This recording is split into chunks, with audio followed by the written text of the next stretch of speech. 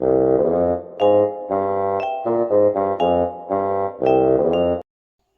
amigos, ¿cómo están? Bienvenidos a Coronalibros Time. Vamos a leer a la bellísima, sublime, excelsa, exquisita de Guadalupe Nettel. Este relato viene en un librito que se llama El matrimonio de los peces rojos. Son 5 relatos. Vamos a leer uno que se llama Felina. Y híjole, de verdad que es una delicia esta escritora. Quiero que pongan atención en cómo vincula la realidad humana con la realidad animal y cómo hace, pues no sé, metáforas, reflejos, proyecciones muy interesantes.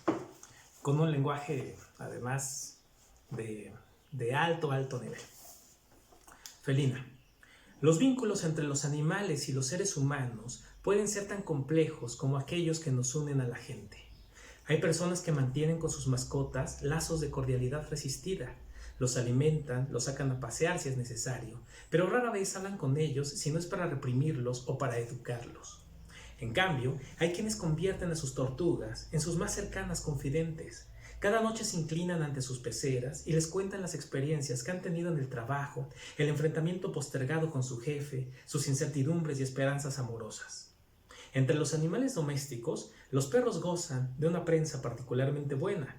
Se dice incluso que son los mejores amigos del hombre por su fidelidad y su nobleza. Palabras que en muchos casos no significan otra cosa más que resistencia al maltrato y al abandono. Los perros son animales generalmente buenos, es cierto, pero también es sabido de algunos que desconocen a sus amos y en un rapto de locura y de hartazgo los atacan, causando un desconcierto similar al que nos producen las madres que golpean a sus hijos pequeños. Los felinos, en cambio, padecen de una reputación de egoísmo y exceso de independencia. No comparto en absoluto esa opinión. Es verdad que los gatos son menos demandantes que los perros y que su compañía suele ser mucho menos impositiva, a veces casi imperceptible. Sin embargo, sé por experiencia que pueden desarrollar una enorme empatía hacia los seres de su especie, así como hacia sus amos. En realidad, los felinos son animales sumamente versátiles y su carácter cubre desde el ostracismo de la tortuga hasta la omnipresencia del perro. Mi conocimiento de los gatos se remonta a cuando aún acudía a la universidad. Estaba terminando una licenciatura en Historia y mi ambición era estudiar un posgrado en el extranjero, de ser posible en una universidad prestigiosa. En aquel entonces alquilaba un departamento amplio y soleado que compartía de cuando en cuando con otros estudiantes y más tarde con 2 gatos. Ahora que lo pienso, los compañeros de piso cumplen en ocasiones el papel de las mascotas y el vínculo con ellos es igual de complejo. 2 hombres y una mujer cohabitaron conmigo en ese departamento. El primero estudiaba arquitectura, pero tenía una pasión por los tatuajes y decoró su cuarto, en el que casi nunca abría las cortinas, con coloridos afiches de japoneses desnudos. La mujer era más sociable. Le gustaba invitar amigas a la casa y organizar con ellas largas sesiones cinéfilas en DVD. Sin embargo, padecía una bulimia inconfesada que hacía injusto el pago compartido de la compra del supermercado. No soportó que la cuestionara al respecto y el día que me vio obligada a hacerlo decidió cambiar de casa.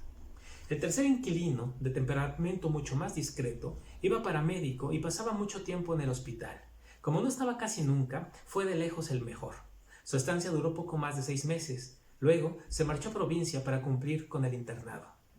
Los gatos, a diferencia de los inquilinos, fueron una compañía verdadera y estable. Durante mi niñez, varios animales habían circulado por la casa de mis padres. Un conejo, un pastor alemán, un hámster y 2 gatos domésticos europeos que nunca se conocieron. Aunque las consideraba mías, las mascotas de mi infancia nunca me supusieron una responsabilidad. A mí solo me correspondía disfrutarlas. Su cuidado estaba a cargo de mis padres. En cambio, los gatos que tuve como estudiante dependían exclusivamente de mí. Desde el momento en que entraron en mi vida, sentí el deber de protegerlos y fue esta sensación, hasta entonces desconocida, la que me hizo adoptarlos. Aparecieron una mañana de diciembre en la que estaba haciendo un frío inusual.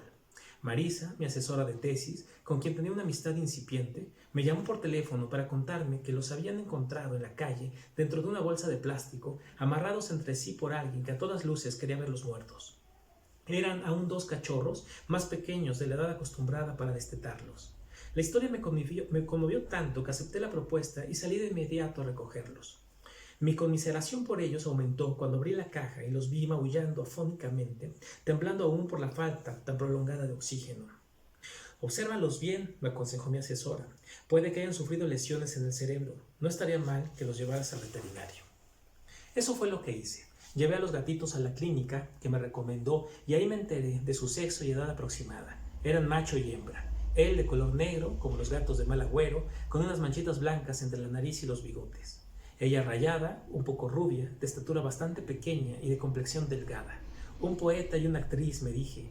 Decidí llamarlos Milton y Greta. Después, conforme pasaron los meses, cuando, ya recuperados, comenzaron a desplegar toda su personalidad, supe que esos nombres no podían quedarles mejor. El macho reveló un temperamento huraño, pero también una generosidad increíble, y la hembra actitudes de diva, consciente de su belleza. Los primeros días que pasaron en mi casa, apenas tuve oportunidad de verlos. En cuanto llegamos y los saqué de la caja, corrieron a esconderse detrás del refrigerador, cuyo ruido, supongo, les recordaba el ronroneo de su madre. En vez de intentar un contacto forzado con ellos, me limité a dejarles 2 platos con leche y comida para que se alimentaran cuando estuvieran solos y se sintieran a salvo. Pasadas 2 semanas, los gatos no solo habían salido ya del escondite, sino que se habían apropiado del departamento. Hacía varios meses que no compartía casa con nadie y la compañía de esos 2 cachorritos me cayó de maravilla. Desde mi escritorio, situado en un rincón de la sala, los observaba saltar de mueble en mueble, subirse a la mesa del centro y a la del comedor con una agilidad asombrosa, o descansar apaciblemente en el suelo, debajo de un rayo de sol. A Milton le gustaba acercárseme cuando estaba trabajando. Mientras tecleaba en la computadora los capítulos de mi tesis, se acurrucaba a mis pies y se quedaba dormido. Greta, en cambio, prefería las caricias largas y pausadas, sin que me ocupara de ninguna otra cosa más que de ella. Maullaba para exigirlas cada vez que regresaba a casa después de alguna salida a la biblioteca o al cine. Aunque tenía varios amigos a los que frecuentaba de cuando en cuando, en las fiestas y en los actos públicos de mi facultad, llevé, durante ese año, una existencia más bien solitaria, obsesionada por la escritura de la tesis a la que dedicaba la mayor parte de mi tiempo. Tampoco tenía pareja. Los 3 primeros años de la carrera había mantenido una relación estable con un chico de la facultad y desde entonces ninguno me había gustado lo suficiente como para acostarme con él más de 1 o 2 veces, por soledad más que por otra cosa, casi siempre en estados etílicos y a altas horas de la madrugada. La presencia de los gatos palió considerablemente esa necesidad de afecto. Los 3 éramos un equipo. Yo aportaba una energía pausada y maternal, Greta la agilidad y la coquetería, y Milton la fortaleza masculina. Era tan agradable el equilibrio instaurado entre nosotros que lo pensé mucho antes de seleccionar un compañero de piso con quien compartir los gastos del departamento. Seguí haciendo entrevistas cada vez que aparecía un nuevo candidato, pero no acepté ninguno por miedo a que el intruso cambiara el ambiente que había dentro de la casa. Los gatos tampoco veían con buenos ojos la presencia de una cuarta persona. Conscientes de mis intenciones, vaya a saber cómo, se comportaban con hostilidad visible hacia ellos. Si se trataba de una chica, Greta le mostraba los colmillos y erizaba cada pelo de su cuerpo. Si, por el contrario, el candidato era varón, Milton no tenía ningún recato en marcar su territorio orinando los zapatos del estudiante interesado. Por fortuna, la beca de estudios de la que disfrutaba en aquel momento era suficiente para asumir los gastos. El desarrollo animal es más veloz que el de los seres humanos. Durante el año que pasé con los gatos, seguí siendo prácticamente la misma. Ellos, en cambio, cambiaron considerablemente. De ser 2 cachorros escuálidos y asustadizos, se convirtieron en adolescentes y luego en 2 adultos jóvenes en la plenitud de su belleza. Las hormonas empezaron a dominarlos de la misma manera en que lo hacían conmigo durante los periodos menstruales. Milton tenía el imperativo de orinar en las esquinas y las plantas del departamento, y Greta atravesó su primer celo con muy poca discreción. Maullaba con tonos agudos y enloquecedores, levantaba la cola y se frotaba la vulva contra cualquier ángulo que encontrara en los muebles de la casa. Verla así me causaba estupor y pena. Tanto su deseo como su insatisfacción eran apabullantes. A diferencia de mis periodos, que duraban alrededor de 5 días, el de Greta parecía no terminarse jamás. Si yo no era indiferente a su estado, mucho menos lo era Milton. Giraba alrededor de ella y le perseguía constantemente, tratando de encaramarse en su lomo para calmar de una vez por todas tanta frustración. Sin embargo, ella respondía a sus embates con un rechazo brutal que nos hacía sufrir a todos. Las culturas que creen en la reencarnación consideran casi siempre un premio nacer entre las filas del sexo masculino y una condición desventajosa reencarnarse entre las del femenino. Ver a Greta, habitualmente tan digna, dominada de esa manera por las hormonas de la reproducción, me hizo pensar que aquella teoría, a primera vista misógina y primitiva, no era tan descabellada. Fue entonces cuando me decidí a llevar a mi gata al veterinario. Quería ver si era posible aliviarla y quizás administrarle algún anticonceptivo para que pudiera pasearse sin restricciones por los tejados del barrio. Sin embargo, lo que el médico me propuso como remedio a todos los males y peligros que corría mi mascota me pareció de una crueldad exagerada. Según él, lo más conveniente era extirparle los ovarios sin más trámites antes de que siguiera creciendo. ¿Y dejarla para siempre estéril?, pregunté horrorizada. ¿Para eso estudió usted veterinaria? El hombre guardó un silencio culposo mientras yo miraba a mi gata indefensa en la camilla. Me dije que ninguno de los dos éramos nadie para elegir por ella. Tenía derecho a ser madre, por lo menos una vez. ¿Qué otra misión, me pregunté, puede haber en la vida de los animales sino reproducirse? Quitarle los ovarios era dejarla sin la oportunidad de cumplirla. Salí del consultorio indignada, sin dar explicaciones. Cuando estaba por subir al taxi, el médico apareció en la puerta y me espetó. Enciérrala bien, por lo menos este mes. Es demasiado joven para embarazarse con éxito. Regresé al departamento con la incandescente Greta dentro de su jaula, dispuesta a que la naturaleza y nadie más que ella decidiera su destino y el de su descendencia. Por esas fechas se postuló un nuevo inquilino, un estudiante de antropología vasco que venía por 3 semanas a la ciudad para hacer su investigación de campo. Extrañamente, supongo que trastornados aún por la exaltación de Greta, la tarde en que lo cité para conocer el departamento, ninguno de los gatos le demostró hostilidad. Me dije que 3 semanas no implicaban un riesgo para nuestra convivencia y sí un dinero extra que me venía perfecto en vísperas de vacaciones. Así que el vasco se instaló al día siguiente en la habitación destinada a esos efectos. Ander, así se llamaba, era un chico de barba cerrada y ojos azules. Más bien retraído, que rara vez se hacía notar y dedicaba la mayor parte de su tiempo a estudiar en la biblioteca central. En las pocas horas que pasaba en casa era cordial, incluso solitario. Y, de vez en cuando, durante nuestras breves conversaciones, revelaba un sentido del humor extraño y por esa razón interesante. Recuerdo que una noche volvió a casa mientras yo seguía trabajando y me contó que había comprado una cantidad irrisoria de marihuana a un precio exagerado. En este país, como en tantos otros, existe la costumbre de abusar siempre que es posible de los extranjeros. Al escuchar su relato, sentí vergüenza y para compensarlo, le ofrecí regalarle 2 cigarrillos de hierba que tenía guardados desde hacía varios meses. Se puso feliz y lleno de agradecimiento me invitó a acompañarlo a fumar en el balcón de su cuarto. Bajo el efecto del cannabis, el sentido del humor de mi inquilino afloró sin complejos. Después de las 3 primeras caladas, empezó a contarme chistes sobre los coterráneos que me hicieron partirme de risa. Hablamos, a continuación, de México y sus particularidades, del departamento, de los gatos, del insoslayable celo de Greta. Nos reímos hasta agotar las anécdotas, de la pobre gata y su calentura. Quizás para hacerle honor, acabamos dando vueltas en el colchón reservado a mis inquilinos. La pasamos muy bien, y sin embargo, fue la única vez. En las 3 semanas que duró su estancia, compartimos los gastos del departamento, la comida y mi reserva de hierba, pero nunca más la cama. Lejos de sufrir por ella, asumí la ausencia de Ander con una paz y una serenidad desconcertante. El periodo de Greta había terminado pocos días atrás y con él los maullidos enloquecedores. Acabé mi tesis en la fecha estipulada y se la entregué a mi asesora para que realizara las últimas correcciones. También respondí a la convocatoria de varias universidades extranjeras con posgrados en historia y empecé a planear mis vacaciones en alguna playa del Pacífico en espera del examen profesional. Fue en esos días cuando empecé a notar cambios muy evidentes en el cuerpo de mi gata, cambios que quizás, de haber estado menos ocupada, habría detectado antes. Ya no saltaba con la misma ligereza, sus tetillas, antes diminutas, ganaron volumen y el torso se le ensanchó considerablemente.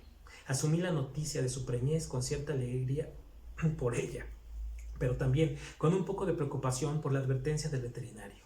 Sin embargo, el entusiasmo se impuso sobre lo demás. Probablemente, en pocos meses, tendría el departamento lleno de gatitos juguetones. Vacié el cajón de mi cómoda más cercano al suelo y preparé cuidadosamente un espacio mullido para recibirlos. Greta estaba conmigo más dócil y cariñosa que nunca y aceptaba con agradecimiento todas mis caricias y atenciones. Pero la felicidad no duró mucho. 15 días después de que se fue Ander, mi menstruación no se presentó cuando debía y tampoco tiempo después, como esperaba ingenuamente. Me hice una prueba casera de embarazo mientras rezaba sentada en el excusado para que saliera negativa. Sin embargo, el óvalo blanco se tiñó con 2 líneas, confirmando mis temores. En el transcurso de unos cuantos minutos, el estado alegre y enternecido que había mantenido hasta entonces por el embarazo de Greta se convirtió en una pesadilla. No tenía la más remota idea de lo que era conveniente hacer, ni siquiera de mis deseos más genuinos. Pasé una semana en estado de shock, preguntándome si debía pedir consejo o tomar una decisión por mí misma. Si era prudente informar a Ander, con quien apenas había tenido contacto en las últimas semanas, preguntándome sobre todo si quería y podía asumir la maternidad en ese momento. De hacerlo, lo más probable es que mi hijo careciera de un padre. La extranjería de Ander, que en un principio me había producido alivio y facilitado tanto el acercamiento como la distancia, ahora complicaba las cosas aún más. Lo conocía muy poco, apenas me era posible decir qué clase de persona era. Pero, ¿qué clase de persona era yo misma? Las respuestas que me venían a la mente no resultaban halagadoras. Siempre me ha costado decidir. Descartar varias alternativas en favor de otra es algo que me causa problemas hasta en las circunstancias más intrascendentes. En aquel momento, esa característica mía tan molesta cobró dimensiones desproporcionadas. Mientras observaba a Greta moviéndose con dificultad por el suelo de madera, paladeé todas las formas de la impotencia.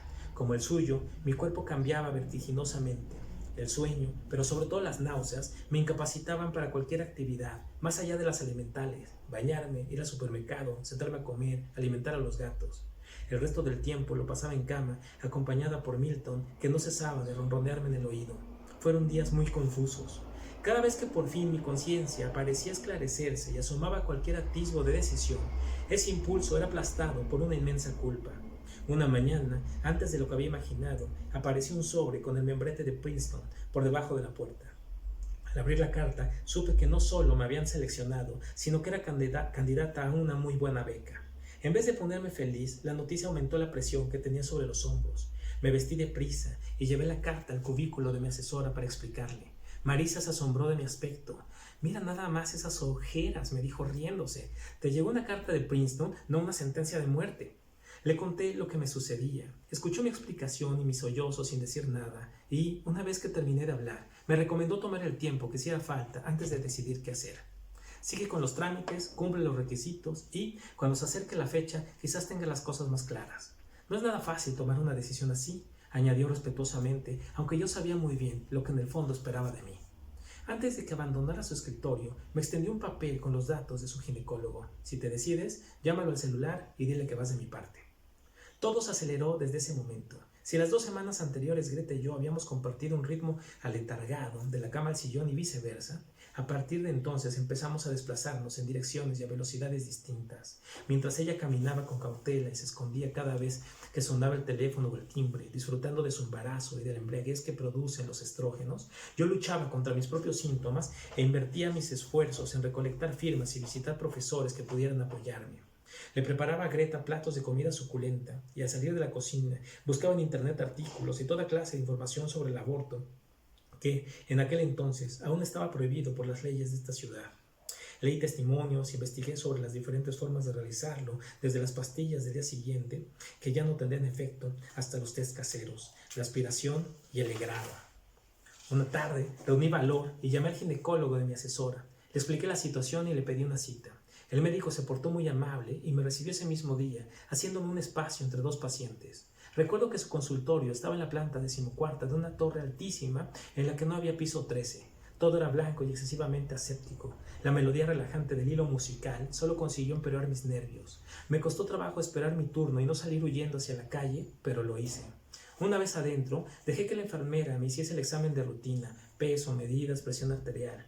Después apareció el médico con quien había hablado por teléfono. Un hombre que rondaba los 50 y me recordó, vaya a saber por qué, quizás por la bata blanca o porque también me lo había recomendado mi asesora, al veterinario de Greta. Con una sonrisa en los labios y esa dulzura paternalista que suelen tener las personas de su profesión, me explicó el procedimiento y al final agregó: debes venir en ayunas y acompañada por alguien que pueda regresarte a tu casa. No solo poner anestesia general, pero saldrás bastante débil y adormilada. Mientras lo oía hablar, pensé en Greta, que a estas horas debía estar tumbada en el sillón de la sala, disfrutando del sol de la tarde.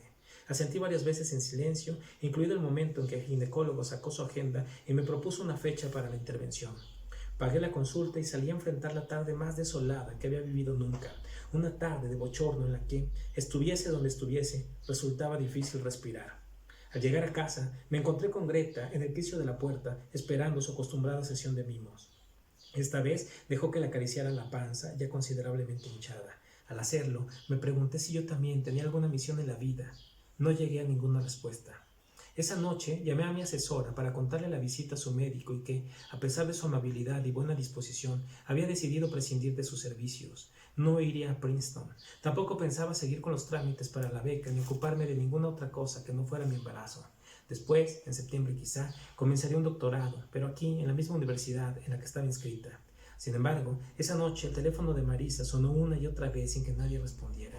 No tuve más opción que dejarle un mensaje escueto en el contestador pidiendo que me devolviera la llamada. El viernes, Greta amaneció un poco descompuesta. Tenía los ojos tristes y las orejas abajo. Se acurrucó en el cajón que le había preparado a sus gatitos y no se movió de ahí salvo para hacer uso de su arena.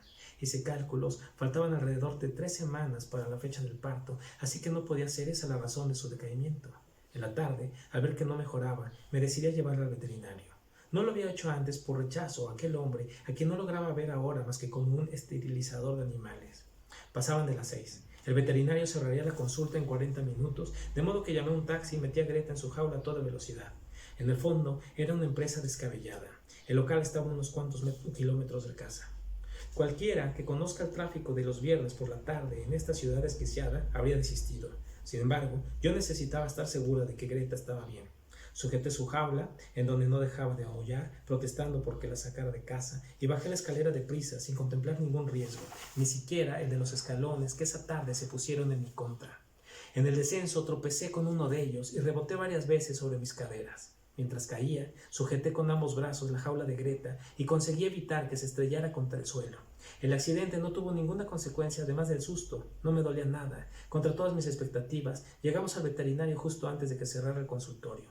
Después de hacerle un tacto y escuchar su corazón, el médico nos felicitó a ambas. Tanto la madre como los cachorros estaban estupendamente. Lo único que tenía Greta era un supremo pero natural cansancio. Fue en el taxi de regreso cuando empecé a sentir dolor en la cintura y en los muslos. Después me enteré de que la adrenalina funciona en esos casos como analgésico y que no es hasta que pasa el susto cuando uno siente las secuelas del buen golpe. Esa noche, al desnudarme en mi habitación, descubrí que había empezado a sangrar. No quise esperar al día siguiente para llamar al médico. Aproveché que tenía su celular y me comuniqué con él para preguntarle cómo podía salvar al bebé. El ginecólogo de Marisa se mostró desconcertado al principio, pero pronto recuperó su actitud paternalista y me dijo, con la mayor cautela del mundo, que era muy difícil hacer algo. Me recomendó que tuviera paciencia y que fuera a verlo en la mañana para hacer una revisión minuciosa. Hay quienes dicen que los accidentes no existen. Yo no comparto del todo esa opinión. Sin embargo, no puedo decir si fue un accidente o un acto fallido lo que provocó mi caída de esa tarde. Lo que puedo afirmar es que de ninguna manera fue premeditada. Un equipo de científicos de la Universidad de Princeton, con quien tuve relación meses más tarde, asegura incluso que si se registran en una computadora nuestros datos genéticos, nuestra educación, los momentos más destacados de nuestra biografía y nos pusieran a elegir entre 100 disyuntivas diferentes, la máquina adivinaría las respuestas antes de que las pensáramos. En realidad, al menos eso dicen ellos, no decidimos. Todas nuestras elecciones están condicionadas de antemano. Sin embargo, en aquella ocasión, yo no tuve oportunidad de hacerlo y no sé si me gustaría saber lo que la computadora en cuestión habría dicho al respecto. Al día siguiente acudí al consultorio a primera hora, dejando de lado una cantidad considerable de compromisos. El ginecólogo me revisó, como había dicho, y confirmó el diagnóstico que me había dado por la noche. No había nada que hacer. «Tienes suerte de que haya sido tan pronto», me dijo con un optimismo que yo no comprendía. «No tendremos que rasparte el útero para eliminar los residuos». Salí de ahí desconsolada, como si nunca hubiera tenido dudas respecto de aquel embarazo. Lejos de mejorarse, mi ánimo no dejó de empeorar desde aquel momento. La realidad me parecía un agujero negro en el que no cabía ninguna posibilidad entusiasmante de futuro. Mi asesora de tesis, que mantuvo conmigo una actitud de lo más solidaria, me aseguró en más de una ocasión que mi tristeza insondable se debía a un cambio brutal en mi producción de hormonas. Era posible, pero saberlo no cambiaba nada. Finalmente, me gustaba o no, yo también era un animal y tanto mi cuerpo como mi mente reaccionaban a la pérdida de mi descendencia de la misma manera en que lo habría hecho Greta si hubiese perdido sus gatitos. Es verdad que ya no sufría el estrés de antes, cuando el rumbo de las cosas aún estaba en mis manos, pero la acumulación de las tensiones previas, aunadas a la tristeza que sentía, me sumergieron en un estado depresivo en el que ni siquiera me resultaba posible llevar la rutina básica de antes. Dejé de bañarme, de comer y, por supuesto, de pensar en mis estudios. A partir de ese momento, Greta adquirió la costumbre de ponerse en mi regazo a todas horas, como si instintivamente intentara cubrir con su cuerpo la ausencia del bebé que antes llevaba en el vientre. Esa actitud me provocaba un fuerte rechazo, su ronroneo me aturdía y terminaba por echarla al suelo. pero mi gata, lejos de amedrentarse, al cabo de unos minutos volvió a recostarse arriba de mí. Fue Marisa quien se ocupó en esos días de la correspondencia con Princeton. De no haber sido por ella, ni me hubiesen aceptado, ni me hubieran dado nunca la beca, más que como una directora de tesis o una amiga, se portó conmigo como una madre. Poco tiempo después, Greta dio a luz a 6 gatitos en perfecto estado de salud. No tuve oportunidad de ver el parto, ni siquiera lo escuché. Ocurrió una madrugada mientras dormía, ayudada por uno de los somníferos que me había dado mi asesora. Al despertar, sentí una suerte de ajetreo bajo las sábanas y vi que habían nacido, no en el cajón que con tanto cuidado les había preparado, sino sobre mi propia cama, en el ángulo de mis piernas. El hecho no dejó de impresionarme. ¿Qué tipo de realidad conciben los animales? O por lo menos, ¿qué tipo de realidad concebía mi gata con respecto a mí? Es evidente que todos esos gestos suyos no eran casuales, pero ¿cómo los elegía si es que los gatos, a diferencia de nosotros, toman ciertas decisiones? Los recién nacidos, haciendo un ruido agudo, como chillidos de pájaro, se agitaban constantemente, aferrados a los pechos de su madre, que yacía desparramada frente a ellos, permitiendo que los 6 se alimentaran de sus pezones. Mucho más que esas criaturas, casi sin forma, lo que me despertó una inmensa ternura fue Greta. Su entrega a la succión de sus cachorros era total y, al mismo tiempo, no podía verse más pletórica. Pasé un rato en silencio junto a ella, observándola en su papel de madre orgullosa, como si, en vez de a un instinto, su actitud y sus atenciones respondiesen a un esfuerzo cuyos resultados eran ahora visibles. Me levanté con sigilo de la cama y, mientras preparaba el desayuno, me di cuenta de que por primera vez en 2 semanas no deseaba suprimirme. Después llamé a Marisa para darle la buena nueva. Cuando volví a mi cuarto, ni Greta ni sus gatitos estaban sobre la cama. La imaginé cargándolos uno a uno, cogidos por la nuca, hasta el cajón de la cómoda, donde también se había metido Milton, a quien, supongo, había que atribuir la paternidad de la camada. Todo parecía en su sitio. En esos días, lo único que me causaba verdadero placer era ver a Greta con sus hijos. Cuando no amamantaba, se ocupaba de hacerlos con su boca, lamiéndolos mañana y tarde, uno por uno, con una aplicación admirable. Si los abandonaba un momento en el cajón, era para comer o para sentarse en su arena. El resto del tiempo vivía en una entrega absoluta y feliz. Poco a poco, recuperé el entusiasmo por mis estudios y por el viaje en ciernes. Ese año no me fui de vacaciones a ninguna playa. En lugar de eso, me dediqué a preparar mi examen profesional y a meter todas mis cosas en cajas. Al principio con mucha discreción para no perturbar a la reciente familia. Después, conforme se acercaba la fecha de mi partida, con mayor descaro. Consciente de lo que Milton y Greta representaban para mí, Marisa me ofreció quedarse con ellos. Y, cuando la progenie de Greta creciera, se encargaría de encontrarles un dueño. Tenía una casa grande con jardín y me aseguró que de ninguna manera le estorbarían. Al contrario, van a llenar el vacío que dejes cuando te vayas. Estaba convencida de que los gatos no podían quedar en mejores manos. Aún así, le aseguré que sería por un tiempo breve, pues pensaba venir a buscarlos en cuanto estuviera instalada en Princeton. Llegó la fecha del examen profesional y lo presenté sin nerviosismo. Mis notas fueron tan altas como esperábamos. Avisé a mi arrendadora que dejaba el departamento. Cuando ya tenía todos mis libros en cajas, comencé a preparar mis maletas y a guardar o regalar la ropa que no me llevaría. La gente entraba y salía para comprar o llevarse cosas. Armaban bolsas con libros o con parte de la vajilla. La mudanza se fue apoderando del departamento con un ritmo cada vez más frenético, como un fenómeno ajeno a mi voluntad. Los hijos de Greta corrían por todas partes, trepándose a las cajas, a las montañas de libros y a los muebles de la sala. Lo único que seguía en su sitio era el cajón de la cómoda, mullido y acogedor como el último bastión de una época que estaba por terminarse y en el que con frecuencia tenía ganas de esconderme. Ahí dentro, donde los 8 dormían cada vez más apretados, nadie parecía inmutarse por el cambio. Pero era solo una apariencia. Había acordado con Marisa que vendría a recoger a los gatos 2 días antes de mi partida y un día antes de que el camión de mudanza se llevara los muebles. No recuerdo exactamente si lo hablamos en su cubículo o en alguna llamada telefónica. Pero una cosa es segura, los gatos lo comprendieron. La tarde anterior, cuando volví a casa después de una jornada extenuante de burocracia universitaria, noté que ya no estaban. Los busqué por todo el departamento y también busqué la manera en que habían salido de este. Lo único que logré constatar fue que la puerta del balcón estaba abierta. No puedo describir la desolación que sentí. Ni siquiera habíamos tenido oportunidad de despedirnos. Los gatos sí que deciden, recuerdo que pensé. Me sentí una estúpida por no haberme dado cuenta. Precioso.